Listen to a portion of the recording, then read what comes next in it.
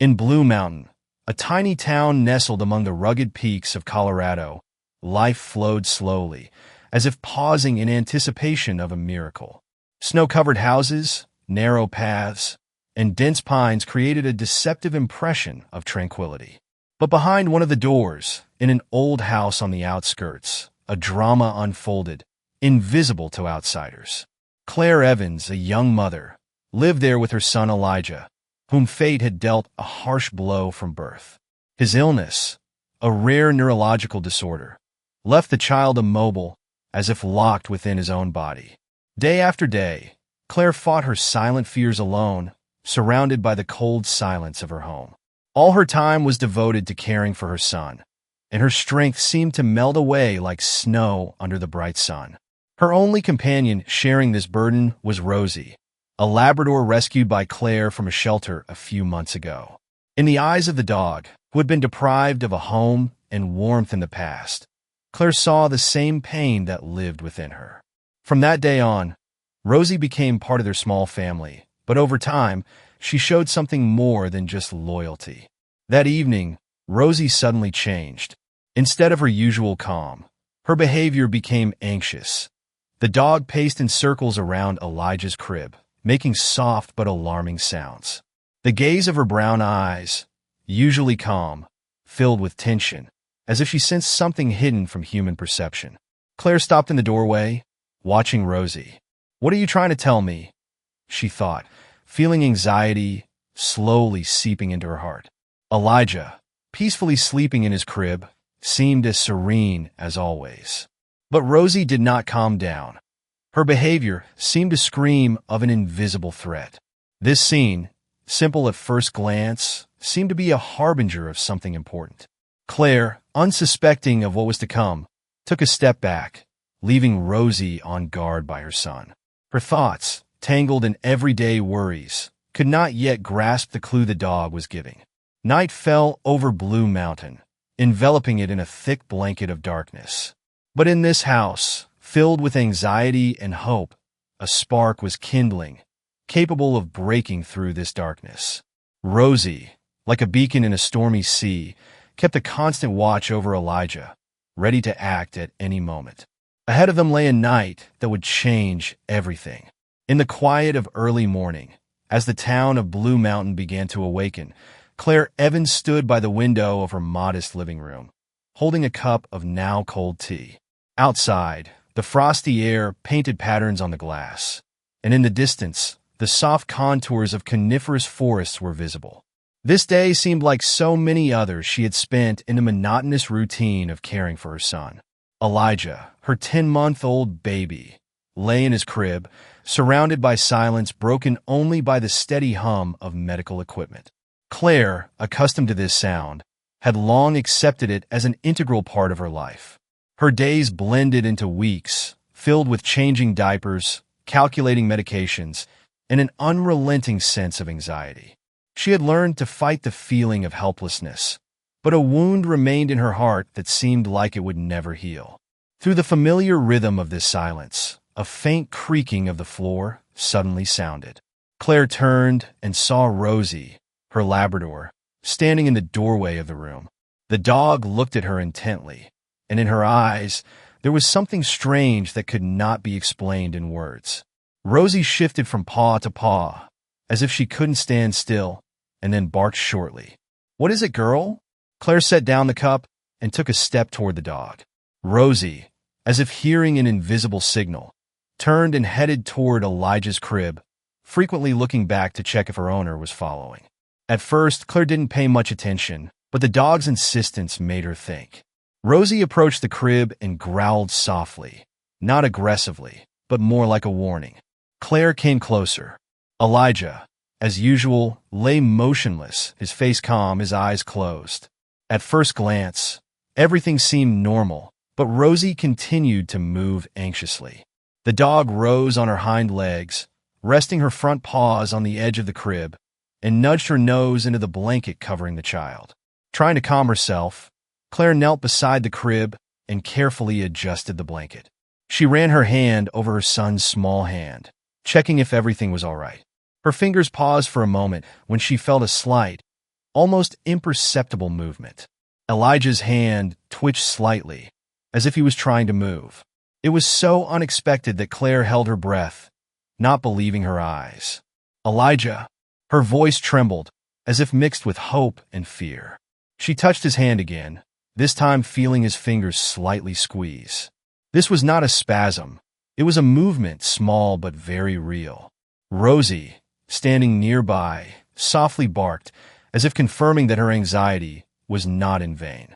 Claire, exhausted from accumulated emotions, sat on the floor, pressing her hands to her chest. 1,000 questions flashed through her mind. Was this the beginning of something bigger, or just a coincidence? But one thing she knew for sure. Rosie had somehow sensed this movement before she noticed it herself. From that moment, something changed. Claire could no longer ignore her dog's unusual instincts. She looked at Rosie, who now sat by the crib, as if guarding Elijah, and felt that her Labrador was not just a friend but an important part of their small family. This night seemed to be the beginning of something unknown, but for the first time in a long while, a spark of hope appeared in her heart. The sun's rays, breaking through dense clouds, painted the morning in golden-pink hues, but Claire Evans's house was filled with tense silence. After the events of the previous night, her thoughts were restless. She couldn't stop remembering Elijah's slight hand movement and Rosie's strange behavior. Her heart was torn between joy and doubt. Maybe it was just a coincidence? Or perhaps the beginning of a miracle? Rosie did not leave Elijah's crib, her dark eyes watching his every breath. Claire, observing her dog, felt a strange sense of trust growing within her. Rosie had always been there, but now her behavior was different, more purposeful, almost conscious. Suppressing her anxiety, Claire picked up the phone and dialed Dr. Riddle, the pediatrician who had been monitoring Elijah's condition since birth. After a few minutes, the call ended, and Claire went to prepare her son for the upcoming visit. Her hands trembled as she dressed Elijah in a warm jumpsuit, but she tried to focus on simple actions. When they arrived at the clinic, Claire felt like she was on pins and needles. Dr. Riddle greeted them with his usual calm, but his gaze became alert when Claire told him about Elijah's hand movement and Rosie's reaction. "Miss Evans," the doctor began, setting aside his pen, "I understand how much you want to see progress, but such movements are likely reflexive. Muscle spasms in children with similar diagnoses occur quite frequently." These words, spoken in an even and professional tone, crashed down on Claire like a heavy burden. Her desire to believe in something better collided with the cold logic of medicine. "And what about the dog?" she asked quietly. "Rosie is behaving strangely, as if she senses something that I don't notice." The doctor, slightly frowning, shook his head. "That could be a simple coincidence. Dogs are sensitive, but linking their behavior to changes in a child's condition, that's more your emotions than scientific fact." Claire nodded, but her thoughts raced in another direction. On the way home, she couldn't shake the feeling that the doctor, no matter how experienced, couldn't explain everything. That evening, sitting on the couch with a cup of tea, Claire tried to find answers. She opened her laptop and began searching for information about dogs with unusual abilities. Soon, she came across articles about animals that could sense the onset of an epileptic seizure or recognize changes in their owner's conditions. The stories were astonishing, and each one awakened hope in Claire. She looked at Rosie, lying by Elijah's crib. The Labrador raised her head, as if she felt her gaze, and softly wagged her tail. "Maybe you know something we don't understand, Rosie?" Claire whispered. The night brought another test. Around midnight, Rosie suddenly began pacing back and forth by the crib, making soft but insistent sounds. Claire, awakened by her barking, felt her heart tighten with anxiety. She approached Elijah and saw that his face had turned red, and his breathing had become rapid and shallow. Claire instantly grabbed the phone and called an ambulance. Rosie stood by the whole time, not taking her eyes off the child, as if trying to support him with her invisible strength. When the doctors arrived, they managed to stabilize Elijah's condition. One of them, an older man with kind eyes, said to Claire, "You did everything right. If you hadn't noticed in time, the consequences could have been serious." Claire looked at Rosie, who lay exhausted on the floor by the crib and felt a new shoot of confidence sprouting in her heart. The Labrador had saved her son. That night, Claire made herself a promise. She would never again doubt Rosie's instincts. Even if others thought she was crazy, she would trust her faithful friend. And perhaps it was this trust that would change their lives. The light of the morning sun filtered through the dense curtains, illuminating the room filled with the sounds of medical equipment. Claire sat at the table, lazily stirring a spoon in a cup of coffee. Her thoughts were elsewhere. The previous night had proven one thing to her. Rosie was more than just a dog. But how could she prove this to others, especially the doctors? Elijah slept in his crib, his face peaceful, as if he knew nothing of his mother's fears and doubts. Rosie, as always, lay nearby, curled up, but her ears twitched at every sound. The Labrador did not take her eyes off the boy, even in her sleep. Claire took a notebook she had recently started and began recording the events of the previous night. Every detail seemed important. The time, Rosie's behavior, Elijah's reactions. On every page, her attempt to find a pattern, a connection between the dog's actions and the child's condition, was evident. This was her way of fighting doubts, hers and others. Later that day, Claire decided to share her observations with her neighbor, Diana, who often visited them. Diana was a kind-hearted but pragmatic woman and approached Claire's stories with a cautious smile. "You're saying the dog predicted the attack?" Diana asked, smiling, when Claire told her about the previous night. "That's impressive, but are you sure you're not reading too much into it?" Claire felt a pang of irritation. She tried to restrain herself, but her voice trembled. "I'm not making this up, Diana. It's not a coincidence. Rosie really understands something I don't see." Diana nodded sympathetically, but doubt was evident in her eyes. "Listen, I know how hard it is for you, and I understand that you're grasping at any hope. But sometimes dogs just behave strangely. It could be intuition, but it's still a coincidence." Claire silently saw her to the door, but Diana's words lingered in her mind, like an echo resounding in an empty room. That evening, after putting Elijah to bed, Claire opened her laptop again. She read stories about dogs that had foreseen illnesses, saved their owners, and even warned of danger. One article particularly resonated with her.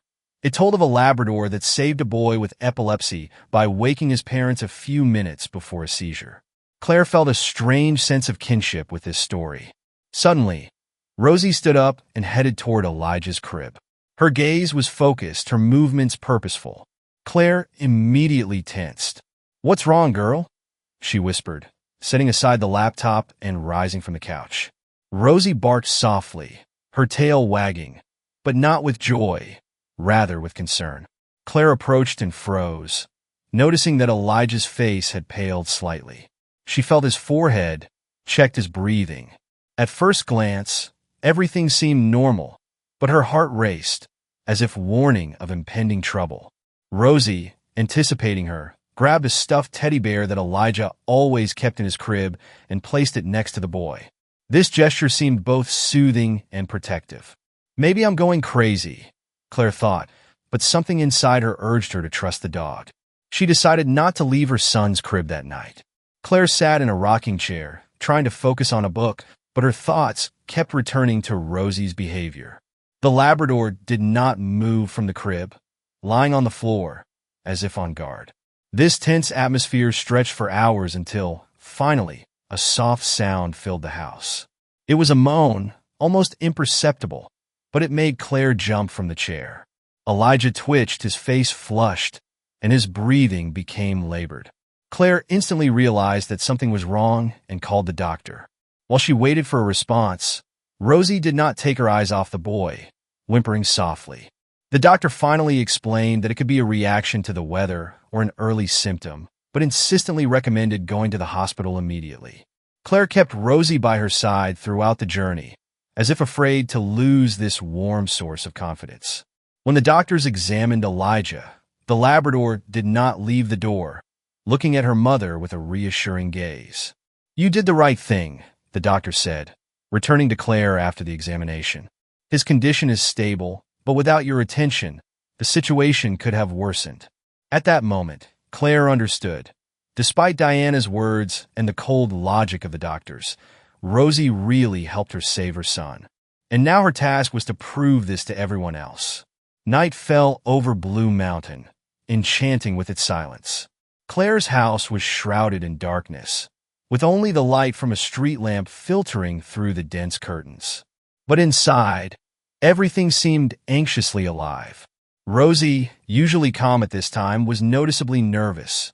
Her tail barely moved, and her ears remained alert.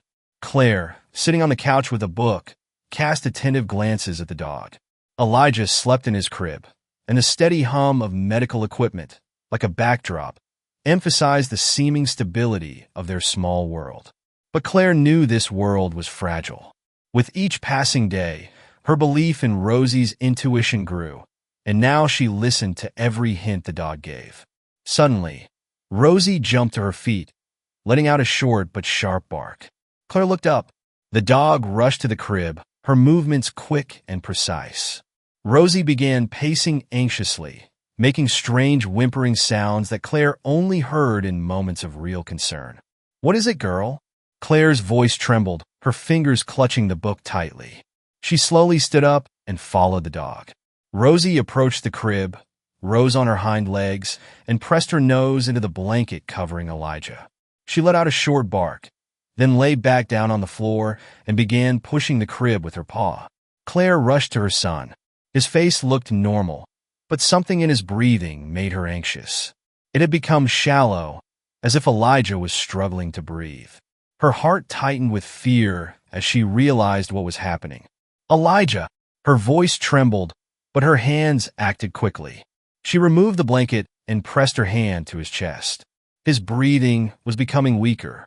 Rosie continued to bark, her sounds filled with desperation. Claire, on autopilot, grabbed the phone and called an ambulance, trying not to panic. "Please hurry," she pleaded, feeling her voice break. The dog did not back down, her eyes watching every movement Claire made, as if she understood the importance of each moment. When Elijah's breathing became almost imperceptible, Claire pressed him to her chest, desperately hoping that help would arrive in time. When the sound of a siren finally echoed outside the door, Claire felt the tension ease slightly. The medical team rushed into the house, quickly assessing the child's condition. "He needs to be stabilized immediately," one of the doctors said, connecting Elijah to an oxygen mask. Claire stood motionless, clutching a sweater to hide her trembling. Rosie remained nearby, not leaving the crib. Her tense gaze was fixed on the boy, and even the doctors noticed this. "Is this your dog?"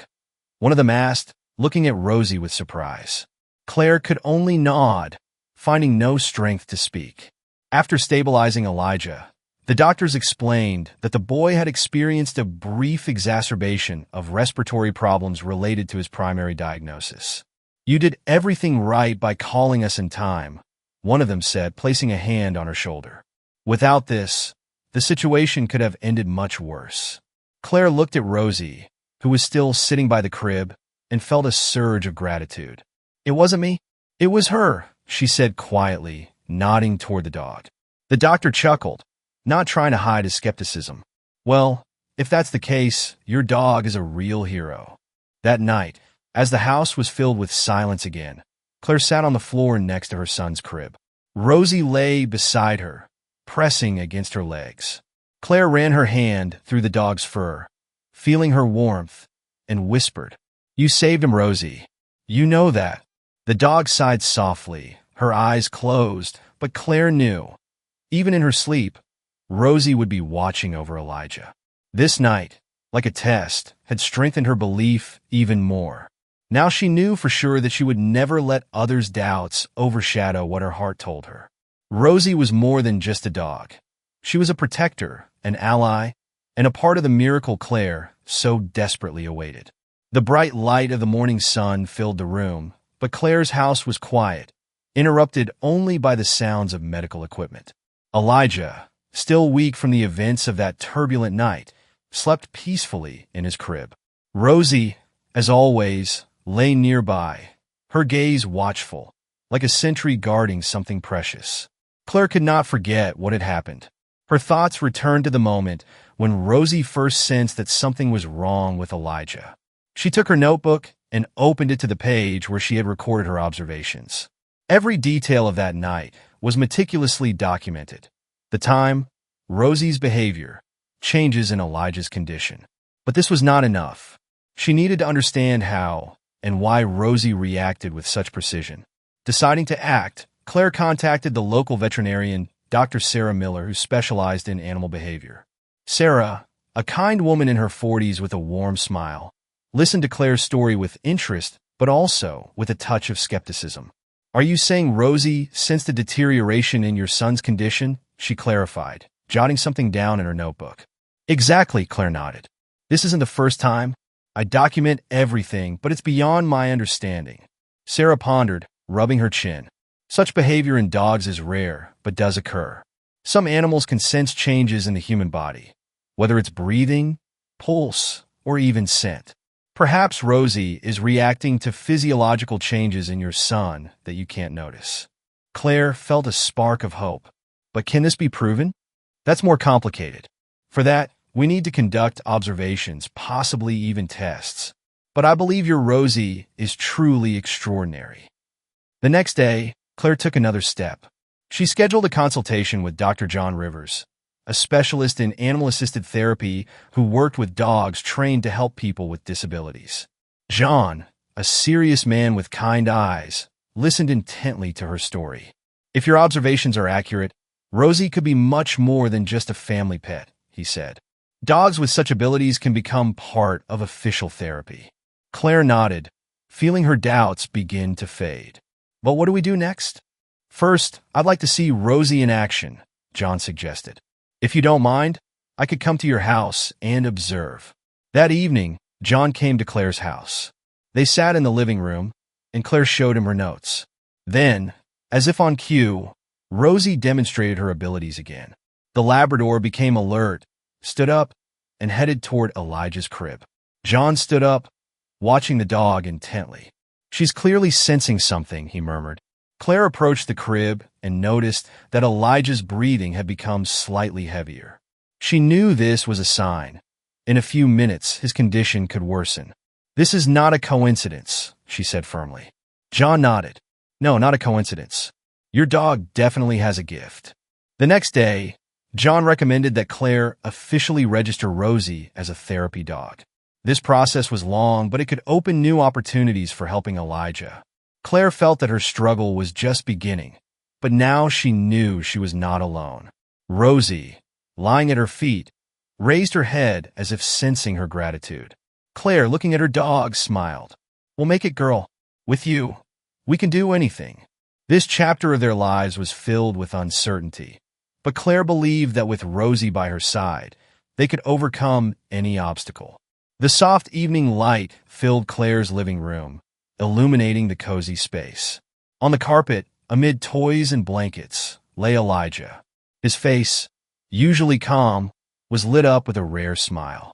Every breath, every uncertain gesture now filled Claire with joy, a feeling that seemed almost forgotten. She sat nearby, watching as her son struggled to reach for the stuffed teddy bear lying next to him. This was more than just a movement. It was a miracle. Rosie, their constant guardian, lay nearby, her brown eyes watchfully following Elijah. The Labrador, as if sensing the significance of the moment, softly wagged her tail, not taking her eyes off the boy. Her devotion was evident in every gesture, every glance. "You're amazing, Rosie," Claire whispered, running her hand through the dog's smooth fur. Over the past few weeks, much had changed. After John Rivers's visit, Rosie was officially recognized as a therapy dog, and her unique abilities became the subject of research. Doctors no longer merely accepted her involvement as coincidental, but began to see it as a tool that could save lives. That evening, Claire decided to take a break, allowing herself a rare moment of peace. She settled on the couch with a cup of tea, enjoying the silence. Rosie lay at her feet, and Elijah, exhausted from his activities, dozed peacefully in his crib. But suddenly, Claire noticed movement. Looking up, she saw Elijah reaching toward the edge of his crib. his tiny fingers full of life stretched out to Rosie. The dog immediately raised her head, her gaze coming to life, as if she had been waiting for this moment. Claire held her breath. Rosie approached, carefully resting her head on the edge of the crib. Her tail wagged softly, creating a rhythm that seemed to embody calm. Elijah, continuing to reach out, touched her nose with effort. It was an awkward but incredibly touching gesture that brought tears to Claire's eyes. "Do you see this girl?" she whispered, pressing her hand to her mouth. Rosie sighed softly, as if in response. At that moment, it seemed that an invisible but incredibly strong bond had formed between the child and the dog. Claire knew this gesture was the result of their long journey. Rosie had not only saved Elijah's life, but had also become his best friend, inspiring him to fight for each day. The dog lay down next to the crib, her eyes shining with warmth. She demanded neither praise nor reward. For her, the most important thing was nearby, her family, her little human, for whom she was ready to do anything. "Thank you, Rosie," Claire said, leaning down to press against the dog. Rosie barked softly, as if accepting this gratitude. That night, Claire felt genuine confidence for the first time in a long while. Their future was filled with uncertainties, but with Rosie by her side, she knew she could face any challenge. Elijah, lying in his crib, slept peacefully, and next to him, as a faithful guardian, remained Rosie, his most devoted friend and guardian angel.